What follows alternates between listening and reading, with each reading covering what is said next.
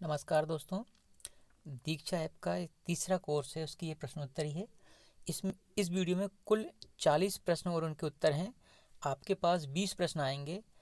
आपके पास जो प्रश्न आएंगे उसका क्रम आगे पीछे भी हो सकता है और विकल्पों का क्रम भी आगे पीछे हो सकता है। और शुरू करने से पहले आप लोगों से मेरी रिक्वेस्ट है कि मेरे वीडियो को लाइक कीजिए, शेयर कीजिए और मेरे इस यूट्यूब चैनल को सब्सक्राइब कर लीजिए। और साथ में बेल आइकन यानी घंटी का जो बटन है उसको दबाकर नोटिफिकेशन ऑल जरूर कर लीजिए, ताकि आगे मैं जब भी वीडियो बनाऊंगा तो उसका आपको नोटिफिकेशन मिल जाएगा। चलिए अब शुरू करते हैं।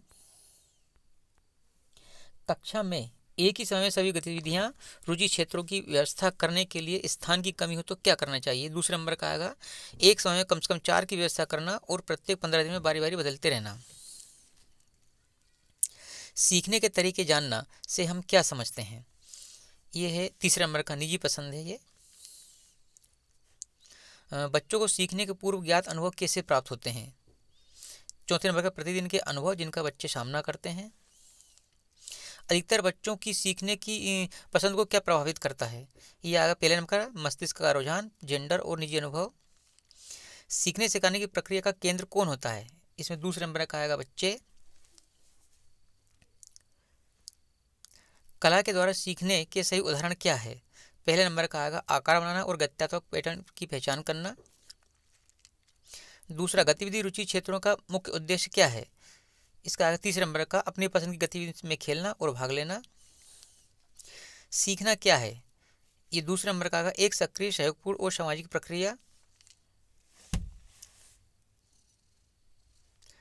करके सीखने का अनुभव का क्या अर्थ है। दूसरे नंबर का आगे करके सीखना। उच्च श्रेणी की बुद्धि वाले बच्चे का क्या अर्थ है।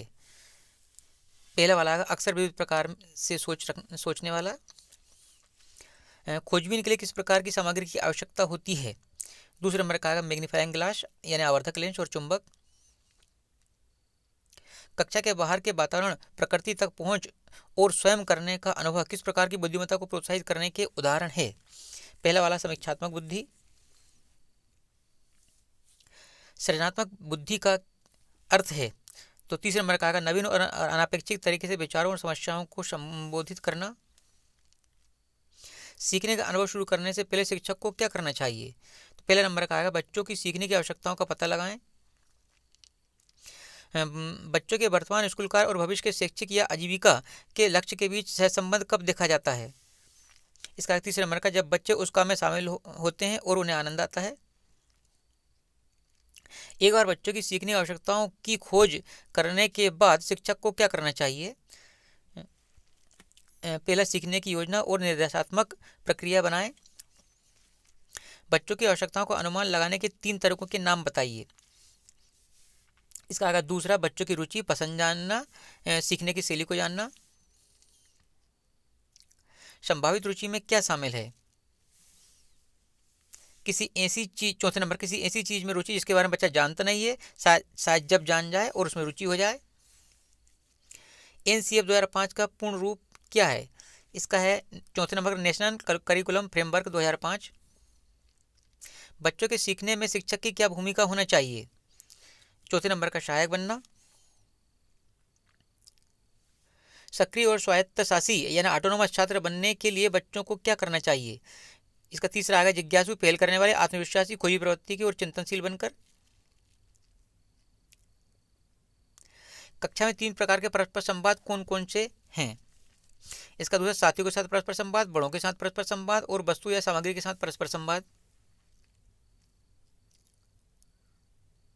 बच्चों के अलग अलग सीखने के तरीके और सीखने की गति किसके फलस्वरूप होती है। तीसरा जानकारी ग्रहण करने, परिस्थिति की समीक्षा करने और निर्णय लेने के तरीके। 5 इंद्रियों के नाम बताइए। तो 5 इंद्रियों के नाम है देखना, स्वाद, स्पर्श, सूंघना और सुनना। पहले नंबर का जानकारी प्राप्त करने के 4 साधन क्या है। दूसरा दृश्य, श्रव्य, गति संवेदी और स्पर्श। सामूहिक पसंद क्या है। तीसरे नंबर का किसी विशेष प्रश्न संवाद को प्राथमिकता देना, जैसे अकेले कार्य करना, साथी के साथ कार्य करना, छोटे बड़े समूह में कार्य करना। चिंताशील बनने से बच्चों को कैसे मदद मिलती है। चौथे नंबर का नई परिस्थितियों और अनुभवों के प्रबंधन के लिए पूर्व अनुभवों का प्रयोग करके। बच्चों की आवश्यकताओं का अनुमान लगाने के कितने तरीके हैं। तीसरे नंबर का 3। बच्चे बेहतर कब सीखते हैं। यह आएगा जब स्वयं करके सीखने में युक्त होते हैं, चौथे नंबर वाला। बच्चों की रुचि जानना, इसके अंतर्गत कौन कौन सी रुचियां आती हैं। पहले से मौजूद रुचि और संभावित रुचि, दूसरे नंबर वाला। पहले से मौजूद रुचि में क्या शामिल है। तीसरे नंबर का किसी चीज़ में अत्यधिक रुचि और विशेष लगाव। हमारे पास कितनी इंद्रियां हैं, इसमें दूसरे नंबर का आएगा 5।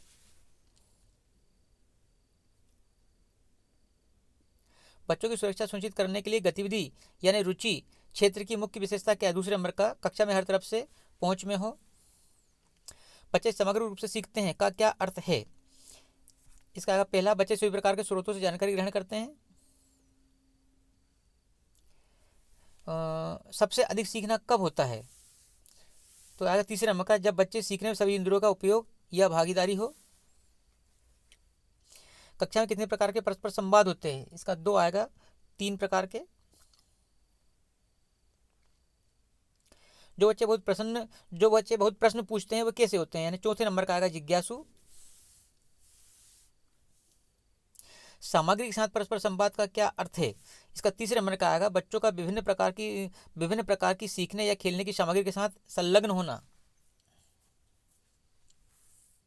गतिविधि या रुचि क्षेत्र के सही उदाहरण क्या है, तो इसका चौथे नंबर का कला खोज ब्लॉक संगीत।